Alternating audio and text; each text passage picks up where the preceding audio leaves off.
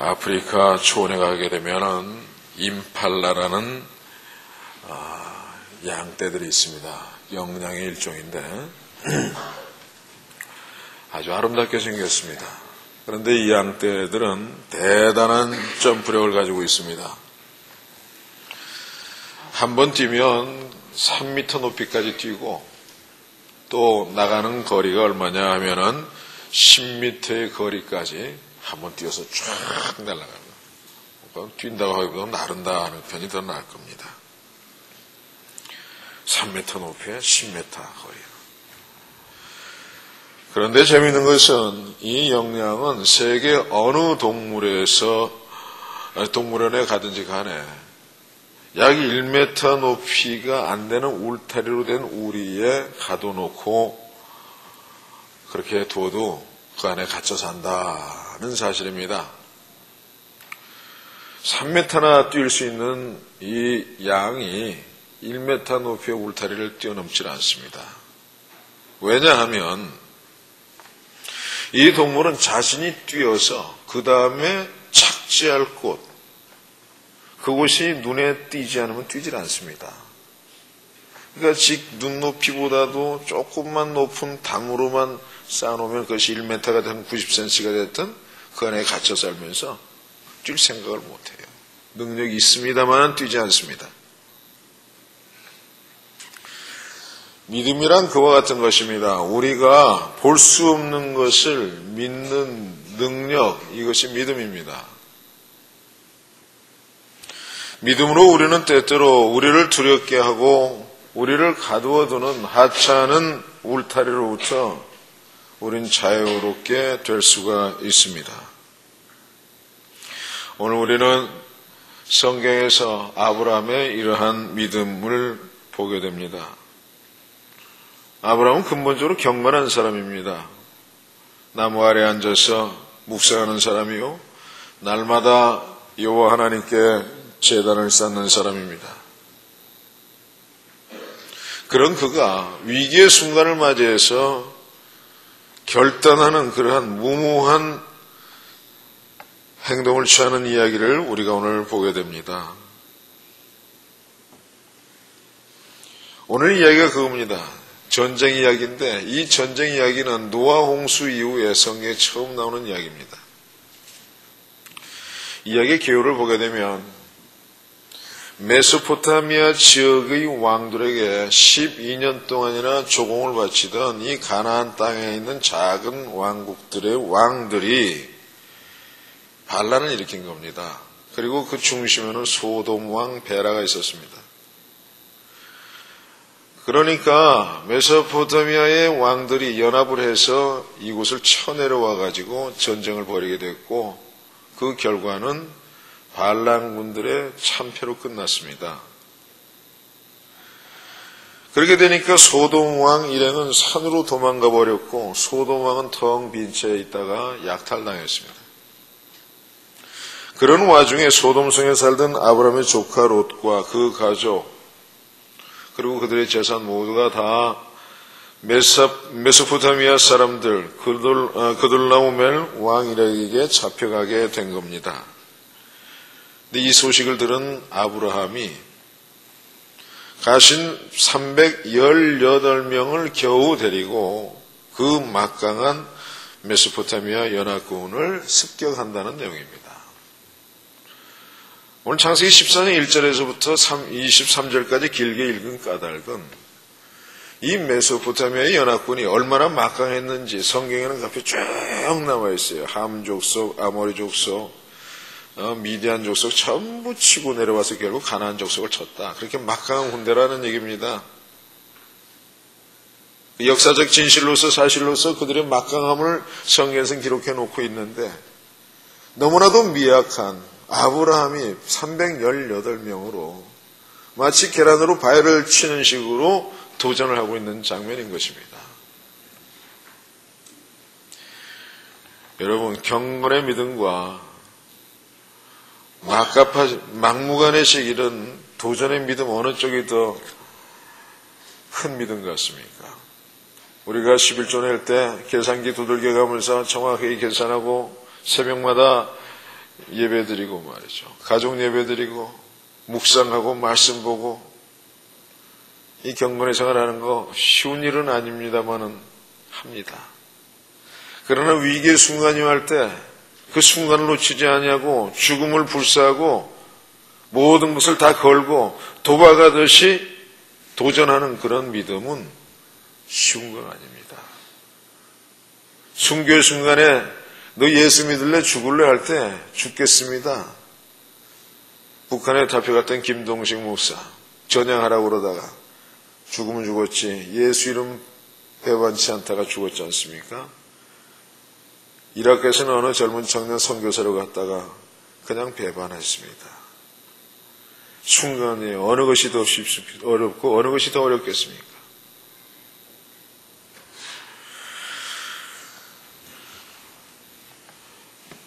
아브라함의 믿음은 경건한 사람이었지만 이와 같이 순간이 오니까 모든 것을 걸고서 무모한 전쟁, 소돔 왕과 고모라 왕과 여러 족속도 다 피하고만 그 전쟁에 감히 뛰어든 것이었습니다.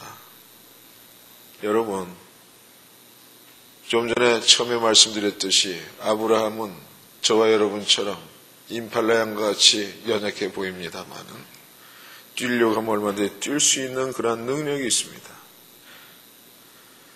이러한 한계를 뛰어넘는 무모한 믿음, 어리석은 믿음, 이것이 진짜 믿음입니다. 죽기를 각오하고 뛰어드는 믿음, 살기를 바라고 계산하고 행동하는 것, 이것은 믿음이 아닙니다. 그 사람의 믿음이 경건성이 진실한가 아닌가는 위기의 순간에 알 수가 있습니다. 그런데 그러한 믿음으로 전쟁에 참여했던 아브라함이 기적 같은 일을 체험했습니다. 승리를 거둔 겁니다. 그 자세한 내용은 기록되어 있지 않지만 어쨌든 그돌라오멜군을 이기고 개선장군이 되어 돌아왔습니다. 이때 그를 마중 나온 왕들이 있었고 그 대표가 바로 소돔 왕 베라였습니다. 이 사람은 아브라함 때문에 덕을 본 거지요. 그가 진 전쟁이요. 그래서 산으로 도망갈 수밖에 없었던 그 전쟁을 아브라함이라는 그 땅에 빌붙어 사는 나그네 같은 연약한 자가 이기고 돌아온 겁니다. 그러니까 성문 밖에까지 골짜기까지 나와서 이 사람을 환영하고 있습니다. 악한 왕이라 할지라도 은혜 입은 자에게 감사할 줄 아는 모습이 있습니다. 그런데 여기 갑자기 이 소돔 왕을 제끼고 전혀 생소하고 신비스러운 한 왕이 등장하고 있습니다. 살렘 왕 멜기세덱이 떡과 포도주를 가지고 나왔으니 그는 지극히 높으신 하나님의 제사장이었더라. 이 사람 또한 아브라함을 맞이하러 온 겁니다. 이 사람은 전쟁에 참여했던 사람도 아니요, 전쟁에 관련됐던 사람도 아니요, 아브라함을 개인적으로 아는 사람도 아니었습니다. 도대체 누구이길래 이렇게 영접하러 나왔느냐 하는 의문이 듭니다. 이 멜기세덱이라는 인물의 이름은 성경에 여기서 처음 나옵니다. 약간의 정보가 있는데 첫째로 그는 살렘 왕이라 했습니다. 살렘이라는 것은 예루살렘의 옛 이름입니다. 또 살렘이라면 샬롬과 어원이 같습니다. 평강이라는 뜻입니다. 두 번째로 그는 떡과 포도주를 가지고 나왔습니다. 전쟁에서 피곤해서 지친 아브라함 일행에게 축복하고 위로하고자 나왔습니다. 세 번째로 그는 지극히 높으신 하나님의 제사장이라고 했습니다. 그래서 떡과 포도주로 위로하고 난 다음 아브라함을 축복했습니다. 말하자면 이 사람에게는 축복권이 있습니다. 넷째로 축복을 해준 이 멜기세덱에게 아브라함이 어쩐 일로 11조를 했다는 겁니다. 이것은 그가 11조를 받을 만한 존재라는 의미입니다. 도대체 그는 누구냐? 이분에 대한 이야기가 성경에 그 후에 딱 두 군데 더 나오는데, 한 군데는 시편 110편이요 또 한 군데는 신약 히브리서입니다. 6장 7장에 걸쳐서 나옵니다. 특별히 6장 20절에 보게 되면은, 그리로 앞서가신 예수께서 멜기세덱의 반차를 쫓아 영원한 대제사장이 되어 우리를 위하여 들어가셨느니라. 예수님이 바로 이 멜기세덱의 반차에 속했다. 영원한 대제사장이 되셨다. 이렇게 말합니다. 그리고 히브리서 7장 1절에는 이 멜기세덱은 살렘 왕이요 지극히 높으신 하나님의 제사장이라. 여러 임금을 쳐서 죽이고 돌아오는 아브라함을 만나 복을 빈 자라. 아브라함이 일체 10분의 1을 그에게 나눠주니라. 그 이름을 번역한즉 첫째 의의 왕이요 또 살렘 왕이니 곧 평강의 왕이요 아비도 없고 어미도 없고 족보도 없고 시작한 날도 없고 생명의 끝도 없어 하나님 아들과 방불하여 항상 제사장으로 있느니라. 여기 보게 되면 그는 부모도 없고 족보도 없습니다. 시작도 없고 끝도 없는 분이십니다. 그는 하나님의 아들과 동일한 영원한 대제사장입니다. 그리고 그의 이름은 의의 왕이요 평강의 왕이라 했습니다.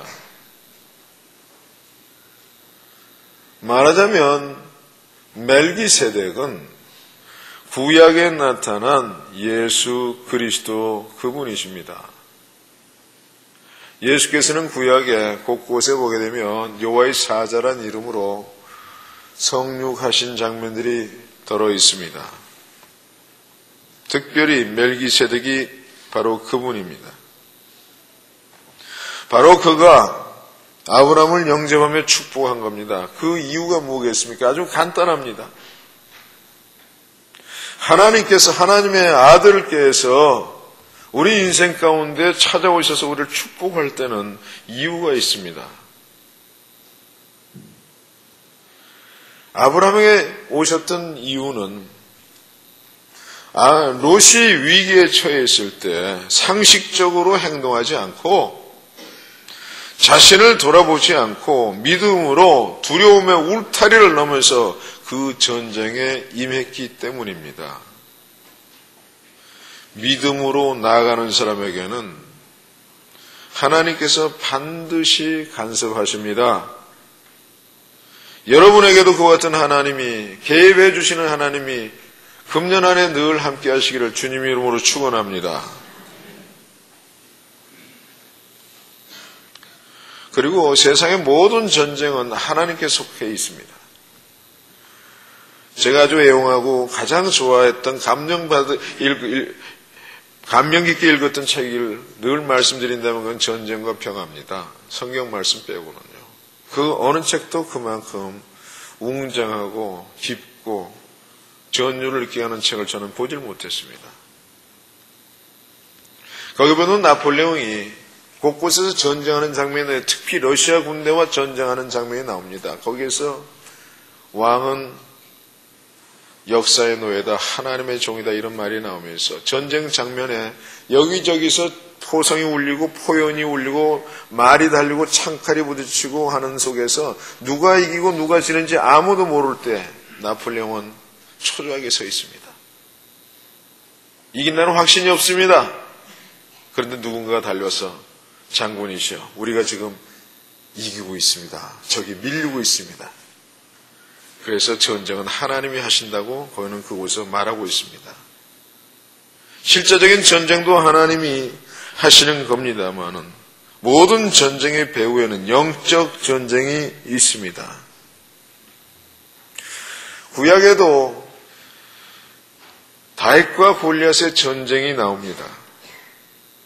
골리앗이라는 엄청난 장수가 나왔을 때 이스라엘의 모든 군인들이 그 앞에 다 도망갔으나 말도 안 되게 작은 소년 다윗이 물맷돌 5개를 가지고 나가면서 한 소리가 이겁니다. 무모한 싸움을 겁니다. 그러나 그의 입에서는 물맷돌 5개 외에 진정한 자기의 소유를 가지고 나는데 그게 뭡니까? 너는 창과 단창을 가지고 내게 나오냐? 나는 만군의 여호와의 이름으로 내게 나가노라 말이죠. 이것이 믿음입니다. 그러면서 다윗은 얘기합니다. 여호와의 구원하심이 칼과 창에 있지 아니함을 이 무리로 알게 하리라. 전쟁은 여호와께 속한 것인즉 그가 너희를 우리 손에 붙이시리라. 이것이 믿음입니다. 하나님의 이름으로 상대가 되지 않는 상대를 만나더라도 또 게임이 되지 않는 상대를 만나더라도 도전하는 것이 믿음입니다. 이 모든 것 배후에는 좀 전에 말씀드린 대로 영적 전쟁이 같이 있습니다. 에베소서 6장 12절에 말씀하시기를 우리의 씨름은 혈과 육에 대한 것이 아니요 정사와 권세와 이 어두움의 세상 주관자들과 하늘에 있는 악의 영들에게 대함이라. 정사, 권세, 어둠의 세상 주관자, 하늘에 있는 악의 영들, 이게 다 영적 악한 무리들의 종류를 나열하고 있는 겁니다. 그렇기 때문에 이런 모든 무리들 위에 뛰어나신 가장 높은 곳에 계신 하나님, 그래서 우리가 만군의 여호와의 이름으로, 만군의 여호와의 이름 예수의 이름으로 명하노니 악한 마귀는 물러가고 떠나갈지어다. 우리 영의 배후에는 그러한 존재들이 있습니다. 미혹의 영들은 물러가고 떠나갈지어다. 이것이 믿음을 가진 사람들의 전쟁인 것입니다. 그래서 이러한 믿음만으로 겨우 318명을 데리고 그 막강한 군대에 도전한 아브라함을 하나님께서는 도와주시기 시작했습니다.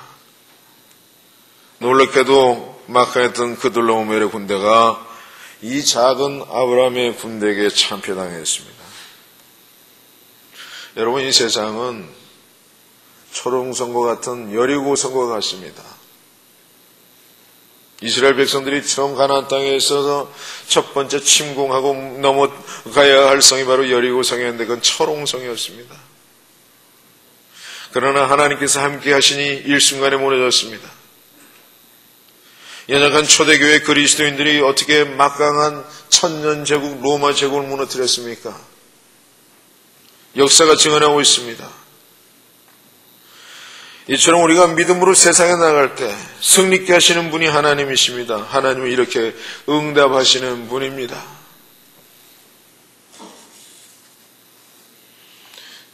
저와 저희 집사람 어제 굉장히 슬펐어요. 1년 반 걸려가지고 한 가족 6명을 전도해서 등록을 시켜놨더니 옆에 동네에서 노인네들 오면은 3,000원씩 준다니까 거기 홀가닥 넘어가서 걸로 가버려서 교패 붙였어요. 내가 약이 올라서 기독교 방송에 이 동네 전체 부평에 그런 게 지금 유행하고 있대. 아침이면 말이죠, 노인네들이 배낭 메고 이리저리 뛰면서 돈 받으러 다니고 정신이 없다는 하루에 2만 원 번대요. 기독교 방송에 한번 조사해서 방송하라고 그랬어요. 일주일 후에 하겠다고 저한테 그랬습니다. 그러나 여러분, 저는 어저께 제 집사한테 위로했어요. 당신 슬프다고 그러는데 하나님 나라에 가면 우리 상급 클 거야. 우리 승리할 거야. 그걸로 우리 위로 삼자고. 아무리 세상이 이상하게 돌아가고 전도가 이상하게 돌아가고 믿는 사람들에게 미혹당하고 편한 대로 신앙생활을 하도록, 여러분 누가 좁은 길 가라고 그랬지 넓은 길 가라고 그랬습니까? 그러나 우리는 그런 작은 소수의 무리지만 말이죠, 그러한 믿음으로 날 때 우리 하나님께서 우리에게 승리를 주실 줄을 믿으시기 바랍니다. 이러한 아브라함에게 멜기세덱을 통해서 하나님께서 축복하셨습니다. 그가 아브라함에게 축복하여 가로되 천지의 주제시오 지극히 높으신 하나님이여 아브라함에게 복을 주소서. 그리고 이어서 말합니다. 너희 대적을 내 손에 붙이신 지극히 높으신 하나님을 찬송할지로다.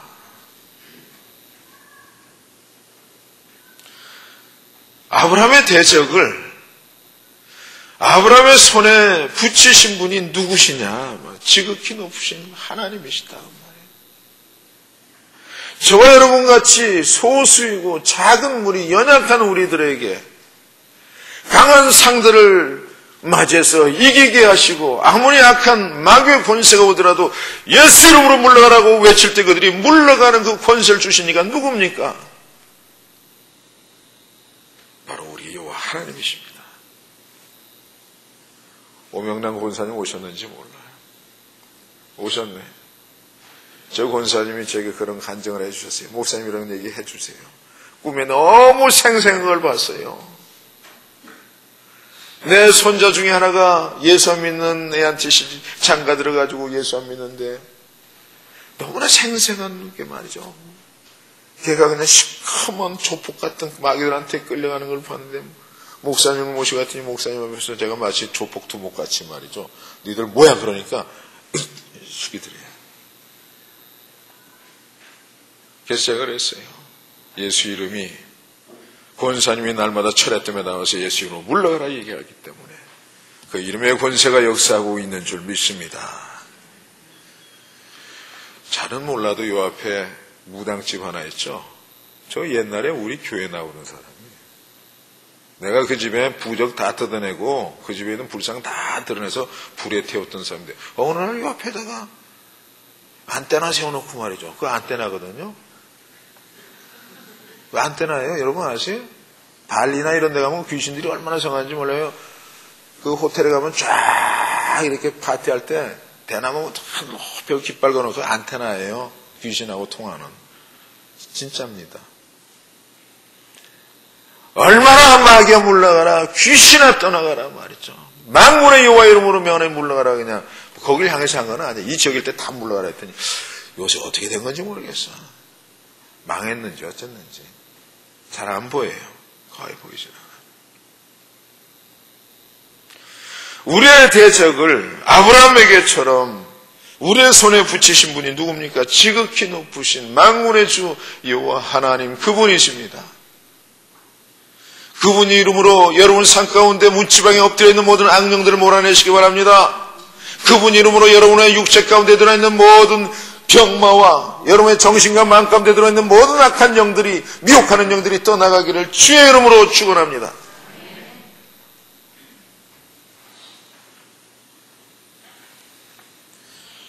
멜기세덱이 이 사실을 가르쳐 준 겁니다. 하나님이 그렇게 하셨다. 내 손에 붙이신 지극히 네 대적을 내 손에 붙이신 지극히 높으신 하나님을 찬송할지로다. 하나님께서 자기를 도우심을 깨닫게 된 아브라함입니다. 그는 감동하고 감격했습니다. 그리고 감사했습니다. 그래서 그 하나님을 찬송하고 찬양하라는 멜기세덱의 말에 아브라함은 아멘 하고 응답했습니다. 그 응답이 바로 11조입니다. 멜기세덱이 하나님께 찬송 드리라고 했더니 아브라함은 11조를 드린 겁니다. 11조라는 용어가 성경세계에 처음 나옵니다. 율법 이전의 이야기입니다. 이에 아브라함이 그 얻은 것에서 10분의 1을 멜기세덱에게 주었더라. 이처럼 11조에는 찬송의 의미가 있습니다. 그런데 그 후 400년, 한 500년 지나서 모세에 의해서 그것이 율법으로 들어가게 됩니다. 그러나 본질적으로 우리가 알아야 될 것은 11조는 율법이기 때문이 아니라 은혜 받았기 때문에 드리는 것입니다. 11조는 물질을 드린다기보다도 은혜에 대한 감사요, 감격을 드리는 것입니다. 도저히 드리지 않고는 견딜 수 없어서 하는 것이 11조입니다. 또한 11조란 물질로부터 자유하게 되었음을 신앙으로 고백하는 겁니다. 그렇기 때문에 11조를 드리기 시작하면 물질의 궁핍으로부터 자유함을 얻습니다. 그것이 하나님의 약속입니다. 네가 나를 시험하여 보아라. 내 집에 창고에 들여놓아 보아라. 너희 집에 창고에 쌓을 것이 없도록 재물을 붓지 아니하나 보라.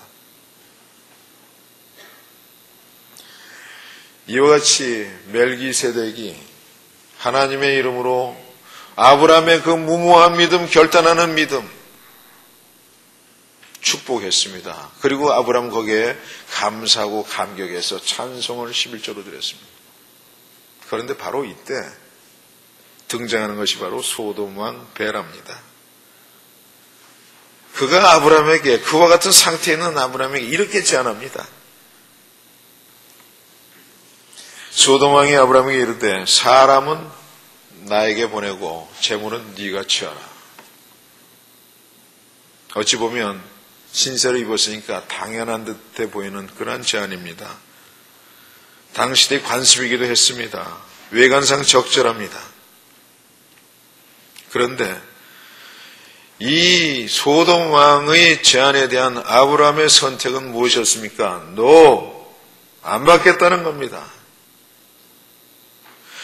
아브라함이 소돔 왕에게 이르되 천재 주제시오 지극히 높으신 하나님 여호와께 내가 손을 들어 맹세하노니 네 말이 내가 아브라함으로 치붙게 하였다 할까요?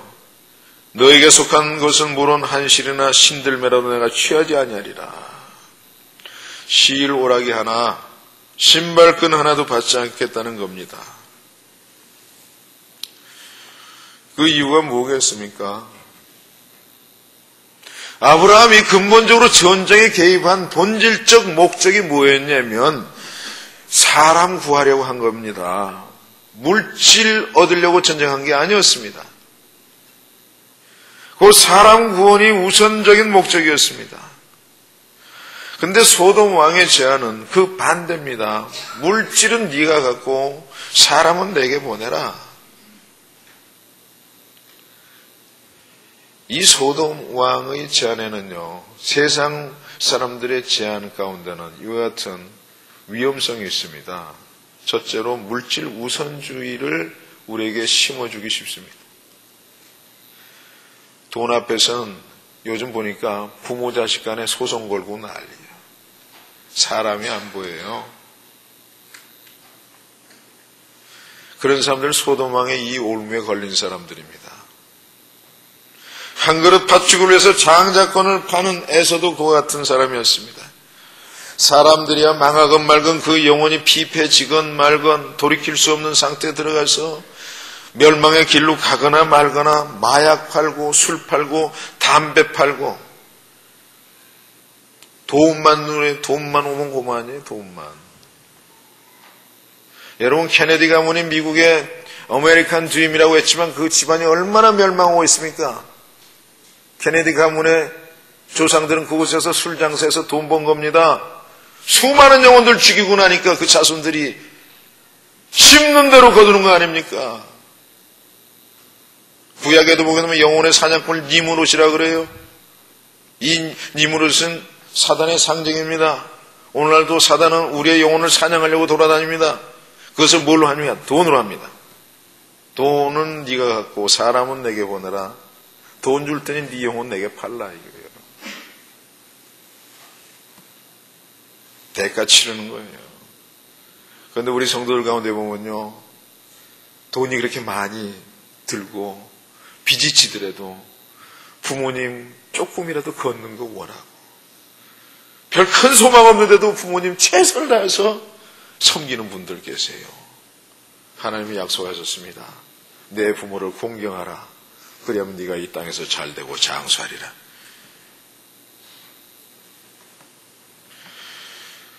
돈을 가지고 사람의 영혼을 팔지 않고 돈을 빚을 져가면서도 사람의 영혼을 사는 사람에겐 특별히 부모를 효도하는 이에겐 하나님이 축복해 주십니다.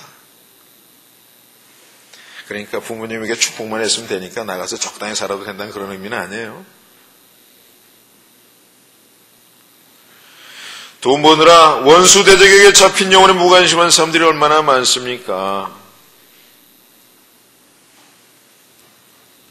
소돔왕이 던져준 세상 재물에 미혹돼서 자식이나 아내나 남편이나 부모나 이웃들을 소홀히 하고 집안에 찻잔 귀한 것 하나 깨지면 콧물 짜면서 어려워서 말이죠. 힘들어하는 사람들을 관심도 없는 사람들. 다 소돔왕의 올무에 걸린 사람들이에요. 바로 그런 올무를 아브라함은 본 거예요. 그리고 말이죠. 재밌는 것은 이러한 사람들이 이 소돔왕이 그런 제안을 할 때 그 타이밍이 얼마나 교묘한지 모릅니다. 아브라함이 이런 것을 제안하는 순간이 어느 순간입니까? 전쟁에서 승리한 순간이에요. 인기가 절정에 올라가 있는 순간입니다. 명예가 최고로 높아진 순간입니다. 곧 긴장 해제되기 쉬운 순간이요. 방심의 순간입니다. 이럴 때 들어오는 거예요. 이럴 때. 목회자들도 가장 힘든 때가 저녁 예배, 주일 저녁 예배 딱 끝나고 나서요. 긴장이 확 풀려요.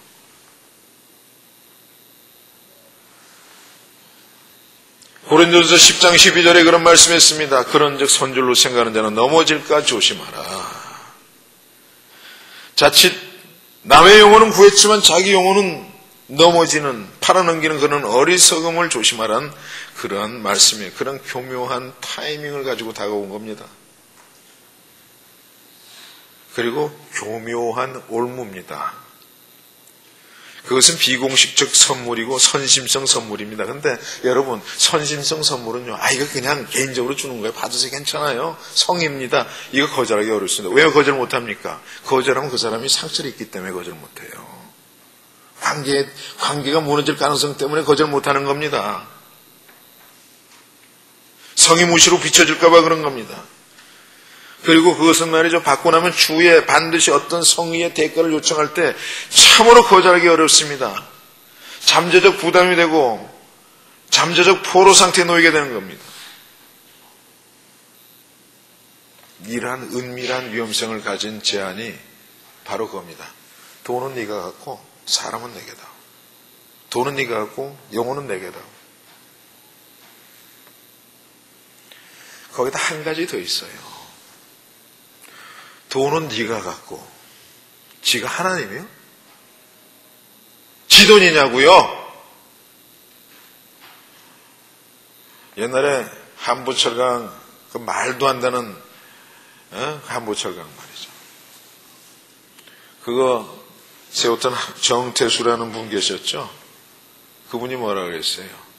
여기저기서 은행에서 돈 잔뜩 끌어다가 뭐라고 그러니까 그 밑에 사람들한테 그랬어요. 그럼 내가 돈 주고 부리는 모습이래. 지 돈이요 그게?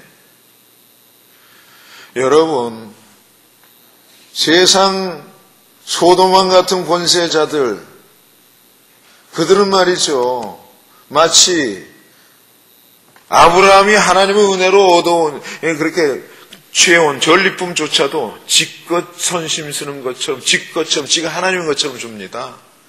뒤집어서 얘기하면 지가 하나님이에요. 여러분 가운데 직장 상사나 직장의 오너가 여러분의 하나님인 분 안 계십니까? 대적하라는 뜻은 아니에요. 그러나 하나님은 삼지 마십시오. 제가 그 많은 간증을 했기 때문에 더 이상 하지 않겠습니다만은 하나님 삼지 않을 때 오히려 하나님께서 더 존귀 높여주십니다. 그와 같은 하나님을 대신하고자 하는 의도를 가지고 한 소돔왕의 제안이었습니다. 이러한 제안에 있어서 우리가 어떻게 대응을 해야 되겠습니까? 오늘 아브라함이 우리에게 가르쳐주고 있습니다. 즉각적으로 결단해야 됩니다. 우물쭈물하면 안 돼요. 기회를 놓치면 다음에 거절하기 어렵습니다. 그리고 분명히 선언해야 됩니다. 비록 내가 당신네들의 땅에 와서 빌부터 먹고 살 수 있지만 네 마음대로 해라. 네가 섭섭해가지고 나한테 앙심을 품거나 말거나 이렇게 얘기합니다. 아브라함이 소돔왕에게 이르되 천재주제시오 지극히 높으신 하나님 여호와께 내가 손을 들어 맹세하노니 한실이나 신들매라도 네 것은 내가 절대 갖지 않겠다. 다 가져가라 말이야. 내가 전쟁에 가서 다 뺏어온 거 네가 다 가져가라.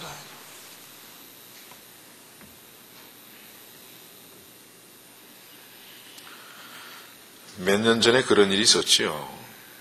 교회 돈으로 자기가 뭐 고쳤길래 뭐라고 그랬더니 말썽 일으켰던 분이 계셨어요. 제가 한 얘기는 딴 거 없습니다. 그거 잘못했다고 한마디 하고 교회 나오라. 여러분 사랑이 그게 사랑이에요. 그랬더니 전화 한 통 안 했다고 내가 목사가 형편없는 목사로 그렇게 요즘도 그런 식으로 누군가가 알고 있더라고요. 여러분 아니에요. 이 얘기 본질은 그거 아닙니다. 저기 뒤에 있는 카메라 지 마음대로 들고 다니면서 작품 만들고 뭐 하다가 하나님의 성물을 갖다 지 개인적으로 쓰다가 보니까 하나님이 뜨거운 남역공을 엎어가지고 망가뜨려 버리셨잖아요. 그래서 고쳐서 교회 다시 들어오게 했고 회수해 버렸지 않습니까? 영의 눈으로 보셔야 돼요. 엉뚱한 얘기들을 미혹되시면 안 됩니다. 그러한 경우에 내가 모든 걸 잃더라도 만군의 여호와의 하나님 내가 그분에게 손을 들어서 맹세하노니 다 가져가라. 난 하나님만 선택하겠다. 이것이 아브라함의 결단이요 믿음의 표현이었습니다. 내가 가진 모든 것 다 하나님의 것인 줄 알아서 감사 감격해서 전쟁 이긴 줄 알아서 10분의 1 하나님께 드렸으니 나머지 10분의 9 너 원하면 다 가져가라. 그러나 여러분 역사상으로 보세요. 소돔이라는 나라는 없어진 지가 수천 년 됐고 아브라함의 후손들은 하나님이 약속하신 대로 자손의 축복과 번성의 축복과 땅의 축복으로 오늘날도 온 세계를 지배하고 지휘하고 있습니다.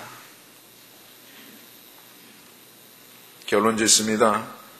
사랑하는 성도 여러분, 금년 한 해 아브라함의 믿음을 소유하시기 바랍니다. 첫째로 불가능의 울타리를 뛰어넘는 그러한 믿음을 소유하시기 바랍니다. 넘을 수 있습니다. 할 수 없다는 두려움에 발목 잡히지 마시기 바랍니다. 무모한 믿음의 소유자들 되시기 바랍니다. 둘째로 그렇기 때문에 소돔 왕의 울타리에 미혹에 잡히지 마시기 바랍니다. 그는 하나님이 아닙니다. 하나님을 제일로 섬기시기 바랍니다. 비록 손해보는 한이 있고 내가 왕따 당하는 한이 있고 어려운 일을 겪는 한이 있더라도 하나님 편에 서시기 바랍니다. 그러면 복을 받습니다. 오늘 창세기 14장에 이어서 창세기 15장 1절에 이러한 모든 아브라함의 행위를 보시고 하나님께서 아브라함에게 하신 말씀이 이것입니다. 이후에 여호와의 말씀이 이상 중에 아브라함에게 임하여 가라사대 아브라함아 두려워 말라. 나는 너의 방패요 너의 지극히 큰 상급이니라. 이 축복, 저와 여러분의 축복, 우리 교회 축복 되시기를 주님의 이름으로 축원합니다.